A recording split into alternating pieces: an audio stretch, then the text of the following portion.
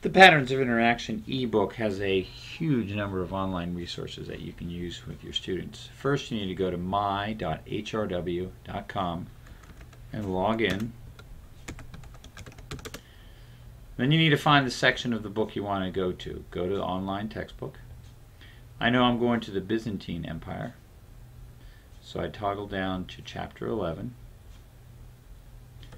I go to the Go button, and I'm there. First thing I like to do is go to References in the middle, and I click on the atlas. And what pops up is this close-up map of modern-day Turkey. And you could ask your students, for example, why would Constantine pick this area to extend his empire? Looking at its confluence between east and west.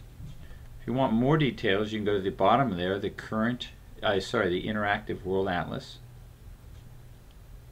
and you can click on Asia or Europe and go down to Turkey in the bottom, and then you get a much more detailed map of Turkey and a lot of statistics about the country your students are about to study.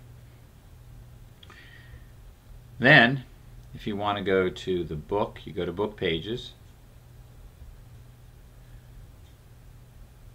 and you might want to have the students either read the whole textbook, or for review afterwards they can go to Student Resources at the top, click on it, go to Chapter and Brief, and they get almost a worksheet-like review of the chapter. Alternatively, they could go to Audio at the top again. It does take about 10 or 15 seconds to load, but you can listen to it. A little quicker loading this time. The capital of the Roman Empire to the east. He was worried about the growing... And you can hear about Constantine. You could also go back to the book pages, and let's pick, for example, 303. And if you click on Hagia Sophia, you get the definition. Not only that, but if you take your cursor over a whole section, it will read it for you. By the time the emperor was finished, the city teemed with an almost... You can even look at one word, for example, and it doesn't have to be a vocabulary word. Let's pick beneath. Click on the translator, and there it's translated for you. Let's go back to page 298. Each section of each chapter has a short video from the History Channel.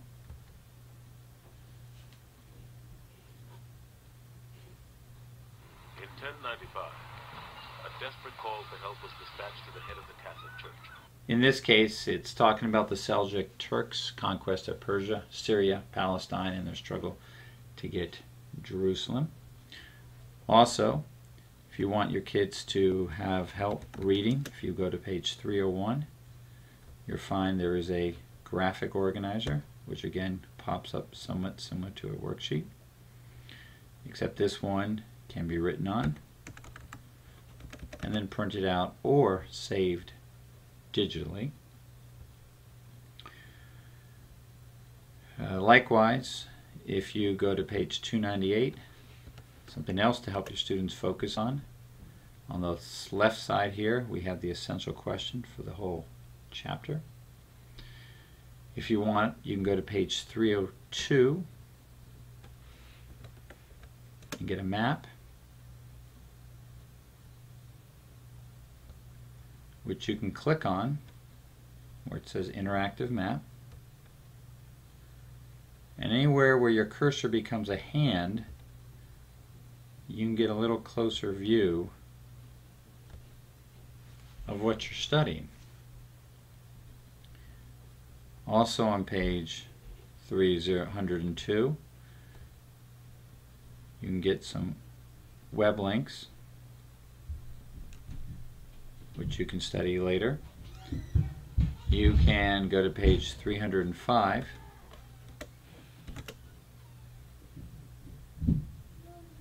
and get a great Venn diagram on the similarities and differences between the Roman Catholic and Eastern Orthodox Church. You can go to the Student Premium. If you click here, you can get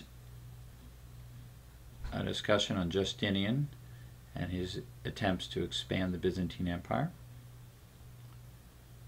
You can get a map, another map,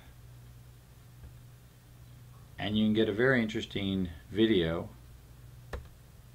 talking about the architecture of the Hagia Sophia and why it really shouldn't be standing. Bob, tell me this. So we've got the domes. Finally, at the end, you can go on e-activities over here,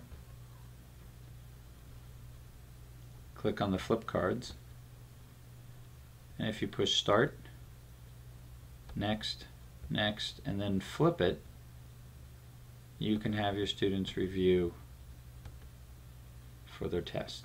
I hope this was helpful.